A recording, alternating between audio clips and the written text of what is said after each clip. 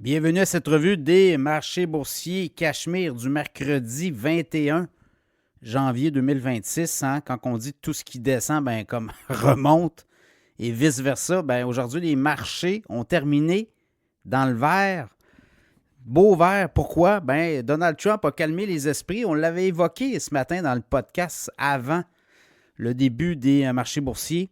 Toujours un segment qu'on fait autour de 8h30, 8h45.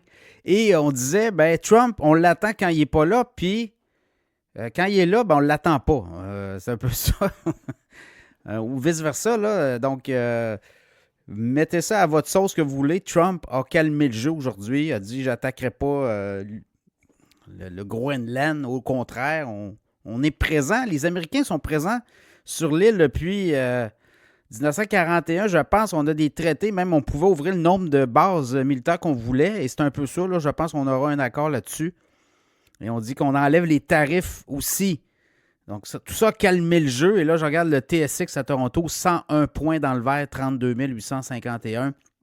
Le Dow Jones, 588 points en hausse, 49 077.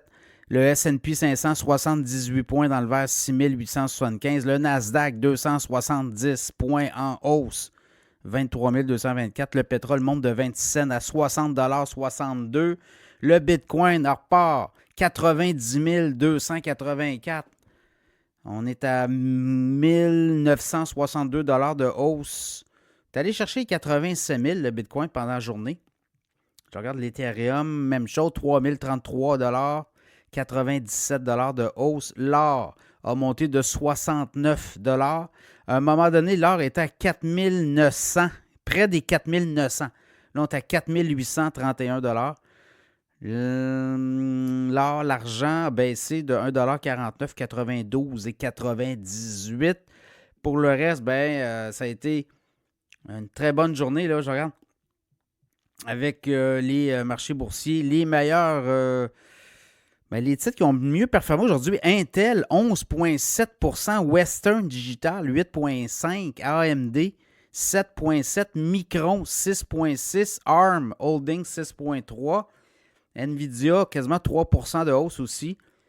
Donc, marché obligataire aussi, là, 10 ans, ça s'est calmé un peu, là. Donc, on est là-dedans aussi. Donc, vraiment, il y a la situation au Japon avec les taux obligataires. Netflix qui a reculé de 1,9 % le titre aujourd'hui. Pas mauvais là, comme résultat financier, mais bon, on a dit deux choses. On a dit qu'on allait suspendre le programme de rachat d'actions. Ça n'a pas plu aux investisseurs. Donc, c'est peut-être ça, là. Il y a un petit...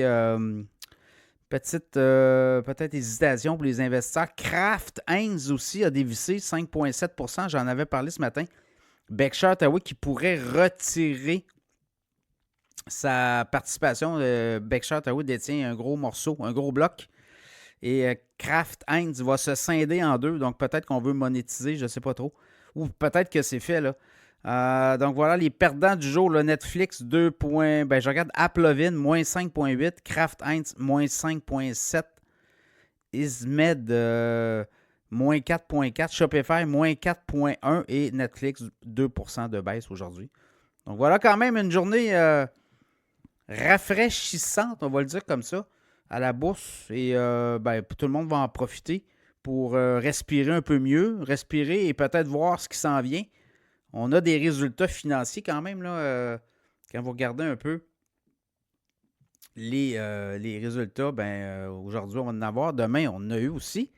Demain, on va avoir Intel en après-marché, Capital One, Alcoa, Alaska Airlines, en avant-marché, Procter & Gamble, GE Aerospace, Huntington, Texas Capital Bank, Abbott. Donc, c'est beaucoup de résultats financiers demain. Et par la suite, il y en a vendredi, mais il y en a aussi la semaine prochaine. Là, on va tomber dans le gros du sujet. Donc, quand même, somme toute, là, les marchés qui rebondissent, beaucoup plus d'espoir.